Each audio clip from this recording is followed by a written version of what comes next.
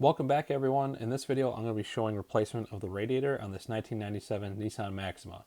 This is some footage I had taken a while ago that didn't really have any intention of presenting, but I figured there's still some probably good points in there and might help somebody if they need to replace the radiator in their Maxima. So I figured let's throw it together. I'll do a little narration over the top of it and try to cover some points as I go through the repair procedure. For the very first step, I had to get access to the underside of the radiator. That involved taking off this belly pan, which of course involved removing several very rusty and seized bolts on the underside of the vehicle. I fought with a lot of these for a few minutes, and I ended up not taking all of them off and getting the belly pan completely out of the way. But I got enough out of the way where I could at least peel it back, get access to the drain, the lower radiator hose, and the transmission cooler hoses. Enough that I needed just to remove the radiator. Once that belly pan is peeled back or completely removed, then we have access to everything on the underside of the radiator, which means we can drain coolant. Here you can see I will drain the coolant from the hose. The drain on the radiator itself was seized up pretty good, and I didn't want to risk breaking it, so I just ended up cracking that lower radiator hose and just drain the coolant directly from there. What I didn't show in this video was removal of the transmission cooler lines. That's as simple as loosening the two cooler hoses, the hose clamps, and then just pulling the hoses back and catching any oil that comes out. The next step is to remove this air intake duct. There are two halves to it. You see the upper half here, and we will detach the two halves here in a minute, but first we have to remove this 10 or 11 millimeter bolt, and then the two push pin rivets that you see at the front there in the radiator cross member.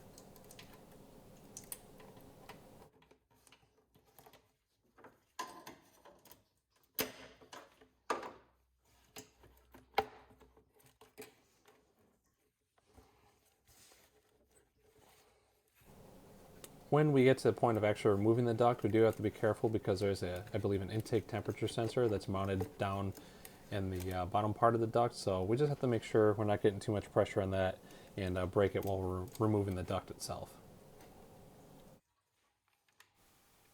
Next, I'll disconnect the upper radiator hose since we already have the lower one disconnected. And you'll see that this hose clamp on the upper radiator hose is kind of scary looking. This actually looks like it might be the original clamp that came from the factory, so I'm going to go ahead and replace both the clamps for the upper and lower hose just to be on the safe side before this project is all said and done. With the upper coolant hose taken care of, the next thing I have to do is disconnect the radiator fans. There's one connector here on the side of the shroud for the driver's side fan, and then the connector for the passenger side fan is sitting right in the middle of the shroud right on top here. Now, the one for the passenger side feeds into a main wiring harness for the body, so we're just going to disconnect that, pry it out of this top of the shroud here with this little push pin, and then set it off to the side.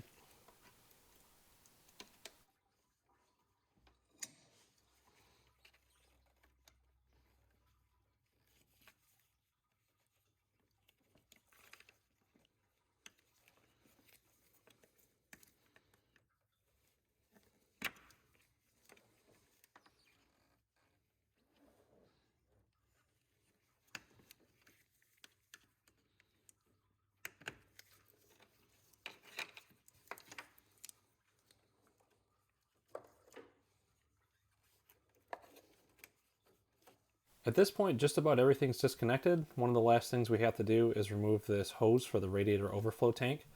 That's as simple as just unplugging it there from the top of the shroud and then loosening this clip and pulling it out by the radiator cap. We're just going to go ahead and set that hose off to the side. The last step before we can free the radiator from the car is to loosen and remove these top brackets here with the bushings. You can see these, I think these are 10 or 11 millimeter nuts. They were pretty stubborn, kind of seized into place, so I hit them with some penetrating oil first, and then we'll just go ahead and zip those nuts right off.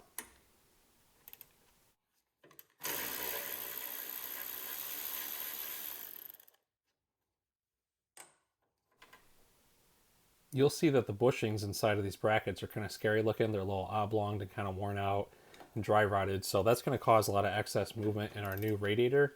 And if we're going through all this trouble, we want it to be nice and secure in the vehicle. So I was able to find a cheap set of replacement bushings from Dorman. We're just going to go ahead and swap those out in the brackets when they're both off of the vehicle.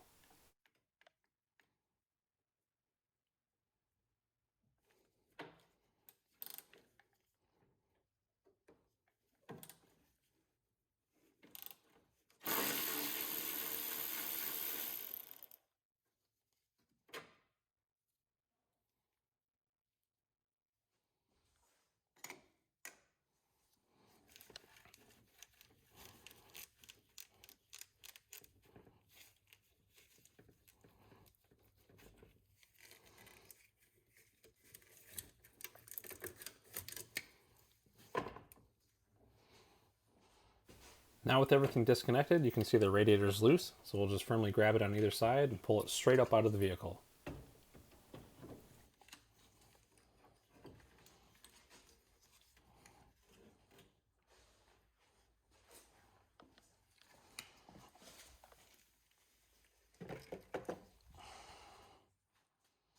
Before installing the new radiator, we're going to check it real quick to make sure it didn't sustain any damage during shipment. And then we're going to make sure that all of our connections for the radiator hoses and the transmission oil cooler hoses, which you can see in yellow at the bottom there, are all in the same location compared to the old one, and that everything's going to plug and play when we install this one.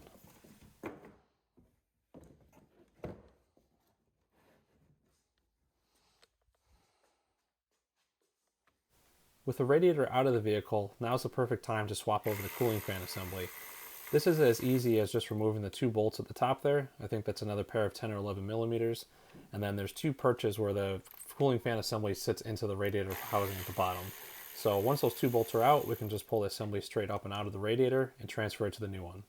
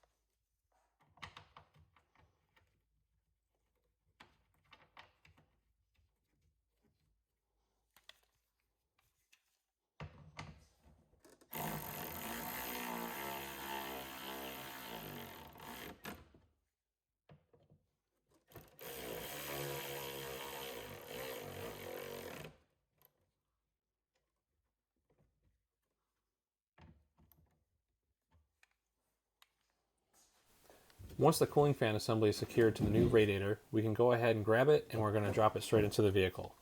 There's 2 bushings that we can't really see in the video that the radiator will sit in at the bottom of the engine bay, and just the only thing is we want to make sure we're not going to bump the radiator against anything on the way in and damage any of the cooling fins.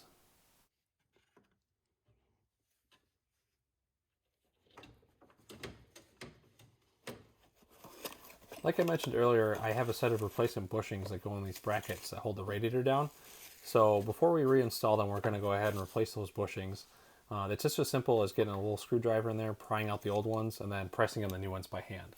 Keep in mind that these bushings are orientated a certain way, so just make sure that you're putting them in the same way that the old ones are coming out.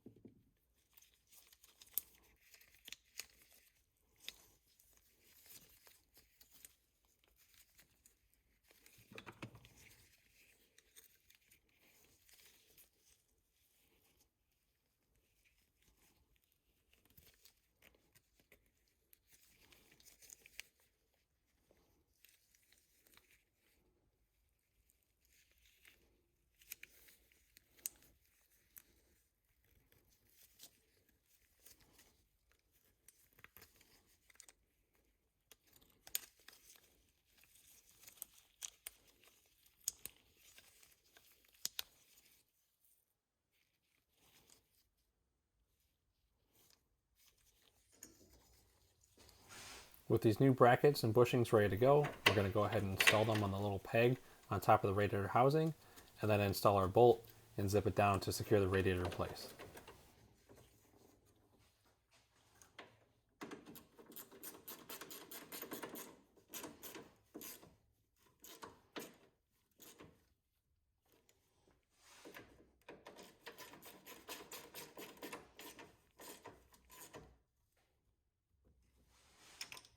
At this point, we simply need to reconnect everything. I'll start by grabbing this little hose from the surge tank, and we're going to pop it right back into the shroud where it belongs, and then plug it into the top of the radiator assembly by the neck here, and make sure the clamp is in place and everything's secured.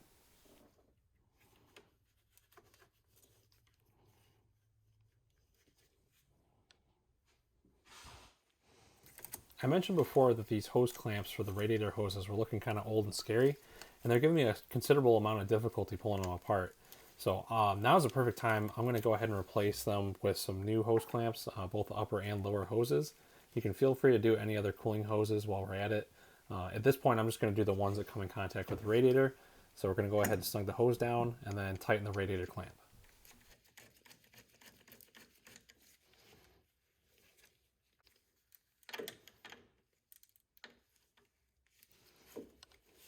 Next, we'll plug the wiring harness back in for both of the cooling fans.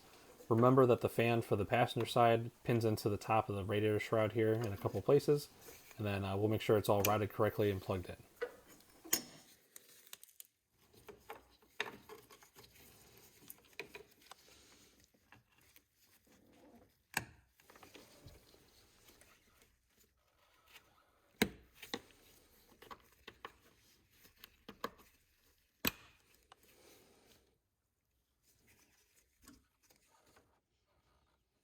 Next, we're going to wrestle our air duct back into place.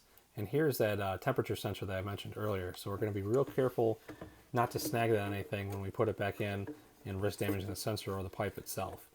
To reconnect and disconnect that sensor in the back, I don't think I covered this earlier, but your best bet is probably to go down, put your hand by the master cylinder assembly behind the throttle body area and kind of come around from behind and disconnect it underneath while it's still in place.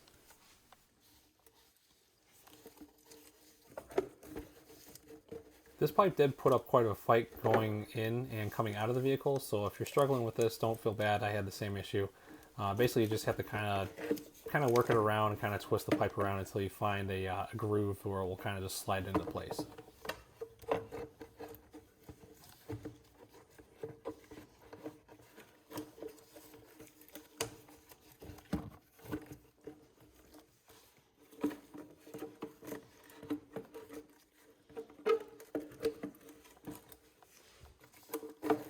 Once that duct is seated back into place fully, we can go ahead and snap it into the lower part of the duct that sits right underneath by the battery there. And then we're going to reconnect the electrical connection for that temperature sensor coming around the back side, like I mentioned earlier. Once those are in place, we can zip down the bolt on the left side where that sensor or solenoid sits on the side. And then we have those two push pins up with the cross member that we can push down into place. Once everything's reconnected, just double check your connections. Make sure that you have both hoses for the cooling system, the upper and lower radiator hose connected to the radiator, and then we have the two hoses for the transmission oil cooler. The only thing left to do at that point is to fill and bleed the cooling system. I like to run them for a little while, make sure that there's heat coming out in the dash, and then you're also going to want to top off the transmission fluid once the vehicle's warm, since we probably lost some when we removed the radiator. That's going to do it for this video, guys. I appreciate you so much for watching. If you haven't subscribed to the channel already, please consider doing so. Check out some of my other videos. I'd love to have you around. And until next time, we'll see you later.